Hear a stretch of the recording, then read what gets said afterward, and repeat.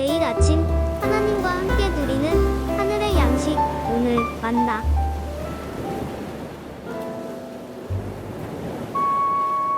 나는 시온의 의가 빛같이 예루살렘의 구원이 횃불같이 나타나도록 시온을 위하여 잠잠하지 아니하며 예루살렘을 위하여 쉬지 아니할 것인즉 이방 나라들이 내 공의를 뭇 왕이 다 내 영광을 볼 것이요 너는 여호와의 입으로 정하실 새 이름으로 일컬음이 될 것이며 너는 또 여호와의 손의 아름다운 관 내 하나님의 손의 왕관이 될 것이라. 다시는 너를 버림받은 자라 부르지 아니하며 다시는 내 땅을 황무지라 부르지 아니하고 오직 너를 헵시바라 하며 내 땅을 뷸라라 하리니 이는 여호와께서 너를 기뻐하실 것이며 내 땅이 결혼한 것처럼 될 것임이라. 마치 청년이 처녀와 결혼함같이 내 아들들이 너를 취하겠고 신랑이 신부를 기뻐함같이 내 하나님이 너를 기뻐하시리라. 예루살렘이여, 내가 너의 성벽 위에 파수꾼을 세우고 그들로 하여금 주야로 계속 잠잠하지 않게 하였느니라.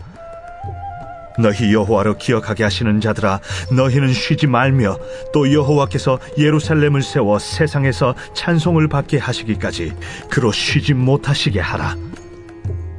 여호와께서 그 오른손 그 능력의 팔로 맹세하시되 내가 다시는 내 곡식을 내 원수들에게 양식으로 주지 아니하겠고 내가 수고하여 얻은 포도주를 이방인이 마시지 못하게 할 것인즉 오직 추수한 자가 그것을 먹고 나 여호와를 찬송할 것이요 거둔 자가 그것을 나의 성소들에서 마시리라 하셨느니라.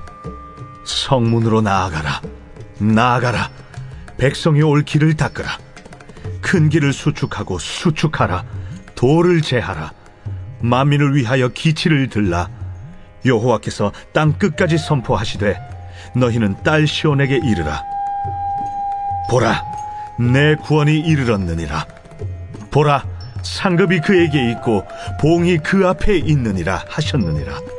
사람들이 너를 일컬어 거룩한 백성이라 여호와께서 구속하신 자라 하겠고 또 너를 일컬어 찾은 바 된 자요 버림받지 아니한 성읍이라 하리라. 신앙생활을 하면서 가장 행복한 이유가 무엇일까요? 청년들은 지금 그 행복을 찾기 위해 부르신 자리에서 블레싱을 하고 있습니다. 신앙에 선배된 성도 여러분들은 이 청년들에게, 후배 신앙인들에게 가장 행복한 것이 무엇이라고 말씀해 주실 수 있으신가요? 오늘 본문은 우리에게 가장 큰 행복이 무엇인지를 가르쳐주는 본문입니다. 바벨론이 휩쓸고 간 이스라엘 땅은 황폐하고 처참한 모습이었을 겁니다. 어느 날 갑자기 그 일이 닥쳐졌기에 자신들이 계획했던 모든 일들이 다 산산이 부서지게 되었고 그토록 아름답다 여겼던 성전도 파괴됨을 경험하면서 그들은 쉽게 정신을 차릴 수 없게 될 겁니다. 마치 우리에게 코로나 팬데믹이 찾아왔던 것보다 더한 상황이 그들에게 찾아온 거죠.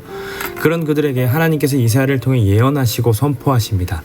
예루살렘을 위하여 시온을 위하여 잠잠하지 않겠노라고, 쉬지 않으리라고 이렇게 선포하십니다. 심지어 하나님께서는 이스라엘을 아름다운 관으로 하나님의 왕관으로 삼으신다라고 하십니다. 만약 제가 이 메시지를 듣는다면 마냥 기쁘지만은 않았을 것 같습니다. 바벨론으로 끌려간 이유가 무엇입니까? 이스라엘의 불순종 때문입니다. 철저하게 하나님 무시하였고 하나님 아닌 다른 신들을 섬겨왔기 때문이죠.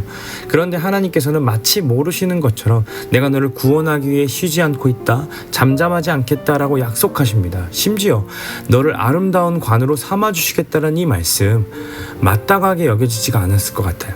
더 나아가 하나님은 다시는 너를 버림받은 자로 황무지라 부르지 않겠노라 말씀하시고 회복하시는 것뿐만 아니라 아름다운 신부로 삼아주시며 너로 말미암아 하나님이 기뻐하신다는 이 복음을 들을 때에 마땅히 여기는 이는 아무도 없었을 겁니다. 이스라엘처럼 우리도 코로나 중에 얼마나 많은 죄악됨을 하나님 앞에 보였습니까? 우리도 얼마나 많은 신들을 하나님 앞에 두고 있었을까요? 하나님을 섬기면서 돈도 섬기고 있는 우리의 모습은 없습니까? 하나님을 섬기면서 내 자식도 내 사업도 성공하길 바라는 그 섬기는 모습은 없나요?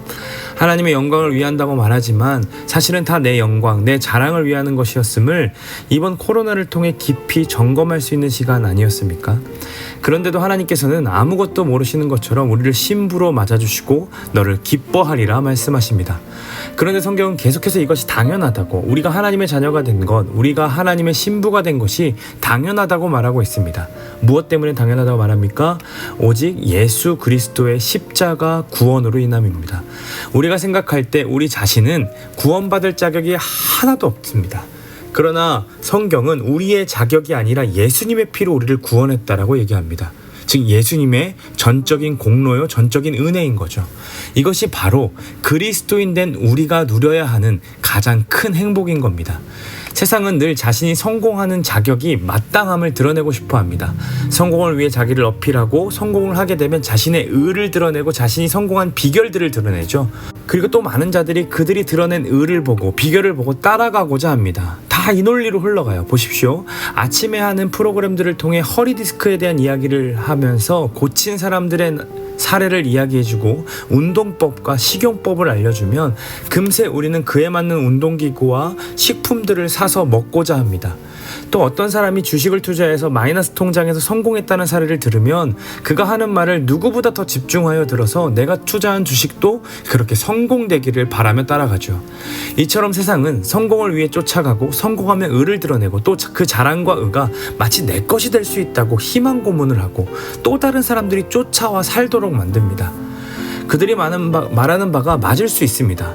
허리 디스크를 고치는 일이라면, 주식시장에서 성공하는 일이라면 그들은 전문가이고 성공한 사례도 있기 때문에 우리도 그것을 통해 성공을 경험할 수 있습니다. 그러나 어느 누구도 그러한 전문 지식으로 자신의 영혼을 구원할 수 있는 자는 없습니다. 마이너스된 영혼의 상태를 한순간에 대박을 터지도록 만드는 비결은 그들에게 없습니다. 삐뚤어지고 무너져서 상한 영혼을 한순간에 건강한 영혼으로 바꿀 비결도 그들에겐 없습니다. 그러나 성경은 그 문제에 대해 정확하게 이야기하고 있죠. 너에게는 답이 없다. 해결점도 없다. 그러나 여기에 해결점이 있다라고 얘기하면 명확하게 제시하는 것이 무엇입니까? 오직 예수 그리스도라는 겁니다. 그분이 우리를 구원하셨고 그분이 우리를 하나님의 자녀로 삼아주셨고 그리를 그리스도의 신부로 바꾸셨다고. 이 모든 것이 내가 잘났기 때문도 아니고 네가 성공할 만한 비결이 있었기 때문이 아니라 너를 사랑했기 때문이라고, 이미 선택하였기 때문이라고, 너를 기뻐하기 때문이라고 이렇게 계속해서 우리에게 복음을 들려줍니다. 이것이 우리가 누려야 하는 복이며 이게 마땅히 우리가 지니고 있어야 할 행복입니다. 사랑하는 여러분, 만약 우리가 신앙의 후배들에게 신앙생활하면서 가장 행복했던 순간이 언제인 줄 아니? 라고 얘기하면서 하나님 믿고 나서 내가 주식이 대박났다, 하던 사업이 성공했다, 우리 자녀가 좋은 대학에 갔고 좋은 직장에 취직했다라는 것을 간증하고 있다면 우리는 그들에게 조만간 사라져버릴 성공을 가르쳐주고 있는 겁니다. 하나님께서 황무지 같은 우리를 헵시바라는 이름으로 나의 기쁨 삼아주시고 뷸라라 부르시면 내 아내다, 나와 결혼한 나의 신부다 부르시는데 만약 우리가 그 하나님 신랑 되셨다는 사실로 행복함을 누리지도 못하고 그게 행복이라고 말하지도 못한다면 우리는 신앙의 후배들에게, 우리의 자녀들에게 다시 황무지로 가는 삶, 다시 버려지는 땅으로, 다시 무너지는 그 예루살렘 성으로 가는 비결을 가르치고 있는 겁니다. 6절에서 7절을 보시면 우리는 파수꾼으로서 하나님께 쉬지 않으시도록, 여호와께서 기억하시도록 계속 그분을 향해 소리쳐야 한다고 명령하고 있습니다. 이 말은 하나님을 귀찮게 해서 깨우라는 말이 아닙니다. 하나님의 보좌를 흔들어 깨우라는 기도라는 것은 없습니다. 그것은 우리의 열심으로 하나님께서 일하라고 말하는 건데 하나님께서는 우리의 열심 때문에 구원하시는 분이 아니십니다. 파수꾼은 8절과 9절처럼 같이 외쳐야 합니다. 원수들이 잘되지 못하게 하시겠다는 약속 지켜달라고, 불의한 자들, 불법을 행하는 자들이 성공하고 있는 삶을 꼭 심판해달라고, 이렇게 정직하게 추수하는 자들, 즉 성실하게 일을 하여 수입을 얻도록 해달라고, 하나님 이거 잊지 말아달라고 그렇게 외쳐야 한다는 겁니다. 그러나 우리가 성경을 통해 알 수 있는 하나님은 잊으시는 분 아니십니다. 졸지도 아니하시는 분입니다. 그러므로 하나님께 외치라, 하나님께 기억하시도록 외치라는 이 말은 외친 당사자가, 외치는 이스라엘이 하나님의 약속을 기억하라는 말입니다. 그 약속을 외치려면 그리스도인들은 정직해야 합니다. 부정한 수입을 노려서는 안 됩니다. 부당한 일들을 행하고 불의한 것들도 바라봐서는 안 됩니다. 그 기도를 하려면 그렇게 살 수가 없습니다. 다시 말해 하나님께서는 이렇게 외치라고 하시면서 신부된 이스라엘, 그리고 우리가 정직하게, 순결하게, 거룩하게 이 땅에 살아내기를 바라시는 것입니다.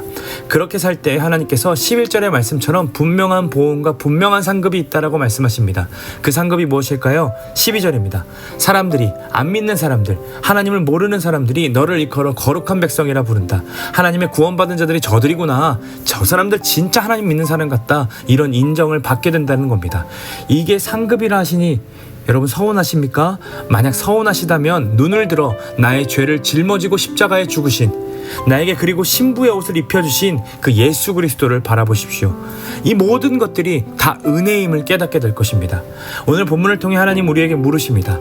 사랑하는 내 딸아, 사랑하는 내 아들아, 내 거룩한 내 신부야, 지금껏 너는 나를 믿어서 나와 함께함으로 내가 신랑됨으로 가장 행복한 것이 무엇이니? 우리가 이렇게 대답하기를 원합니다. 하나님, 우리의 행복은, 내 행복은 하나님께서 내 신랑이 되어주신 것입니다.